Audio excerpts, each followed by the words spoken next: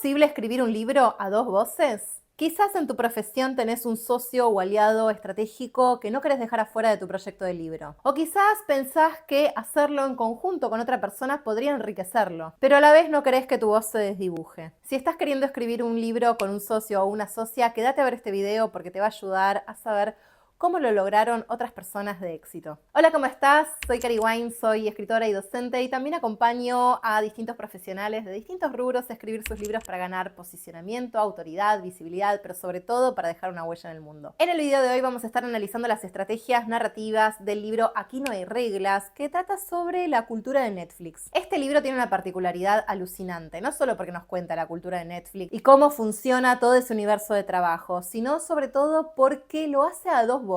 Combina la mente de un CEO con la de una académica para lograr una obra poderosísima. Si estás pensando escribir un libro con un socio o una socia o convocar a alguien para escribir el libro en conjunto, este video te va a ayudar. Quédate hasta el final que te voy a contar todas las estrategias que usaron para convertir este libro en un bestseller. Vamos a comenzar con un poco de contexto para entender de qué trata este libro si todavía no lo leíste. Lo súper recomiendo si tenés un negocio o manejas un equipo, te va a ayudar un montón a comprender cómo funcionan y cómo darle libertad a tu equipo para que vaya ganando responsabilidades. Pero más allá de eso, lo interesante de este libro es que está escrito a dos voces, ¿sí? Tenemos por un lado Reed Hastings, ¿sí? El CEO de Netflix, y después tenemos a Erin Meyer, una académica que fue parte del equipo de trabajo y que tiene una mirada muy particular sobre lo que fue sucediendo hacia adentro de esta compañía. Es decir, tenemos por un lado la mirada del CEO desde adentro, la visión, su mirada desde cómo funcionaban esos equipos, vivencias, experiencias, y por el otro tenemos este análisis de esta académica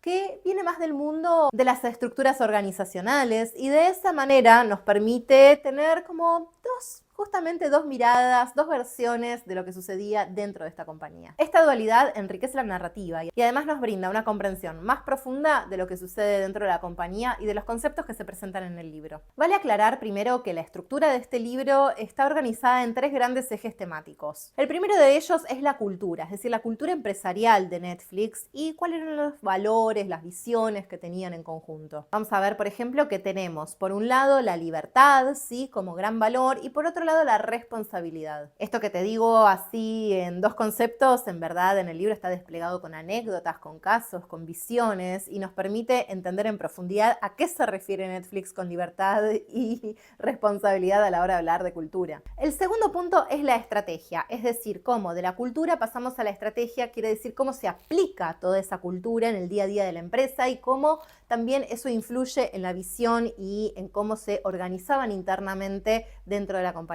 Otro de los grandes temas que está en el libro trata sobre la innovación, es decir, esta capacidad de reinventarse a medida que pasa el tiempo y va cambiando el contexto, las posibilidades tecnológicas y otras variables que hacen a la historia de la compañía. Pero vamos ahora al punto que nos interesa y que tiene que ver con esto de escribir el libro a dos voces, o sea, ¿cómo hacemos para dar una visión de empresa que sea coherente a través de un libro en el cual hablan dos personas con dos visiones opuestas? Lo de opuestas en verdad es un decir, porque muchas veces coinciden, pero también viven las cosas de manera diferente y eso es lo que enriquece la experiencia. ¿Cómo lo hicieron en este libro? Lo que hicieron fue alternando la voz de un autor y de otra. Vamos a ver al interior del libro que tenemos, por ejemplo, de pronto una foto de uno de los autores seguido de un fragmento de texto escrito por esa voz. Y luego tenemos una pequeña foto de la otra autora y también el texto que estaría en la voz de esta persona. Simplemente con esta información visual que es la fotito, enseguida interpretamos quién es el que está hablando en esa parte del texto. Entonces, no es que es una voz colectiva, una voz dual fusionada, sino que son dos voces que van trabajando juntas y que van contando cuestiones similares, pero cada uno desde su punto de vista. Voy a darte un ejemplo y después te voy a contar también otras posibilidades para escribir a dos voces. En este libro puntualmente lo que vemos es que de pronto empieza a hablar uno de los autores, después la otra autora, ¿sí? Y van alternando. Es decir, tenemos dos voces que narran, ¿sí? Dos voces que están a cargo de este libro y que van alternando su visión. Entonces, por ejemplo, cuando están hablando de cómo dar feedback, es decir, cómo hacer retroalimentaciones que sean poderosas, de pronto tenemos una anécdota de uno, de pronto tenemos la anécdota de esta otra autora, y cada uno tiene una forma de vivir diferente.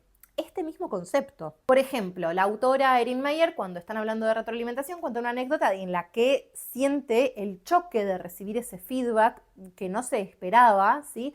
Y de esta manera lo que nos da es una vivencia particular de alguien externo a la empresa. Mientras que Hastings ya viene contando este valor, esta experiencia, esta estrategia de dar retroalimentación con mucha naturalidad y obviamente contando algunos casos específicos en los que no dar feedback tuvo algún efecto negativo en la empresa, ¿sí? Es decir, afectó los resultados que se habían propuesto. De esta manera podemos ver de dos visiones este mismo concepto. El concepto de dar una retroalimentación o de dar feedback dentro de la empresa está visto desde alguien que está a la cabeza de un equipo, ¿sí? Cómo lo vive desde dentro y cómo lo ve en las personas que tiene a su cargo, como también una persona externa que de pronto viene a hacer una suerte de consultoría, ¿sí? O viene a dar una charla y recibe este feedback inesperadamente y bueno, cómo le afecta, pero después cómo lo piensa desde el análisis organizacional. Es decir, no solo brinda su mirada externa como alguien que es colaborador de la compañía, sino que lo que hace es darnos también su visión de académica. Entonces, en este punto es clave la combinación en donde podemos ver la mirada interna y la mirada externa de la compañía desde dos puntos de vista estratégicos. Algunas consideraciones para escribir un libro a dos voces. Primera cuestión, no competir entre los autores. O sea, podemos tener diferencias, podemos tener distintos puntos de vista, pero la idea es que no hay uno por encima del otro. O sea, si va a haber un gran autor y la otra persona es invitada a colaborar con un fragmento o se la cita específicamente para brindar una información en un punto del libro, pero la visión general es de uno de ellos, entonces, bueno, de esa manera podemos entender que hay un autor y que la otra persona es colaboradora o viene de alguna manera a complementar, argumentar, traer una cita, una experiencia específica para alguna parte del libro. Ahora, en este libro a dos voces lo que tenemos es que podemos dar cuenta de otro protagonista que es la cultura empresarial de Netflix sin caer en personalismos. Es decir, lo que tenemos en esta no competencia y en esta complementariedad es justamente correr del lugar de protagonista a los actores que están hablando y poner principalmente sobre la mesa, es decir, destacar, hacer protagonista, recortar, poner en un primer plano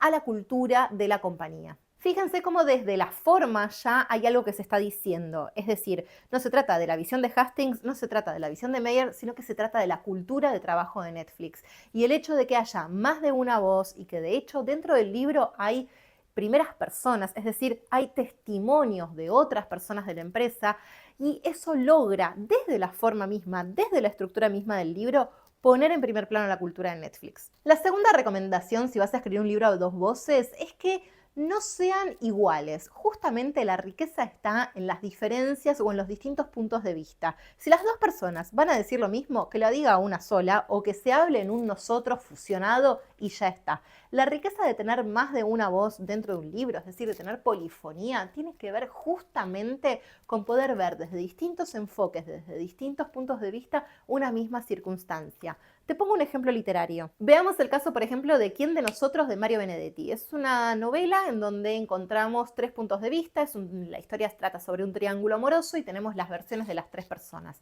Justamente lo que sucede en esa novela, la súper recomiendo, es breve, ideal para el fin de semana, lo que tenemos es que podemos abordar una situación sin personalismos y nos damos cuenta cómo cada una de las tres partes vivió toda la secuencia de una manera completamente diferente. Entonces, si bien puede haber alguna escena que se cuenta más de una vez, siempre está resignificada según el punto de vista nuevo que tenemos acerca de esa misma situación. Volviendo al ejemplo de Aquí no hay reglas de Netflix, lo que tenemos es una visión interna, una versión externa, pero ambas visiones que se complementan y que además son competentes, es decir, las dos tienen una capacidad para hablar de esa cultura desde distintos aspectos, desde el estudio, desde el análisis, desde el ser colaborador externo y también desde adentro, desde cómo se vive dentro. Ni hablar de los testimonios que decía recién que están dentro del libro y que también enriquecen toda la experiencia de lectura y que hablan justamente de algo que va más allá de los protagonistas humanos, si se quiere, de lo que se está contando. Tercer y último punto que puede resultar un poco redundante a lo que vengo diciendo, pero no temer a la confrontación o a las distintas campanas dentro del libro. Justamente el hecho de que haya rispideces o que haya alguna suerte de choque entre las versiones de cada uno hace más rica la experiencia de lectura.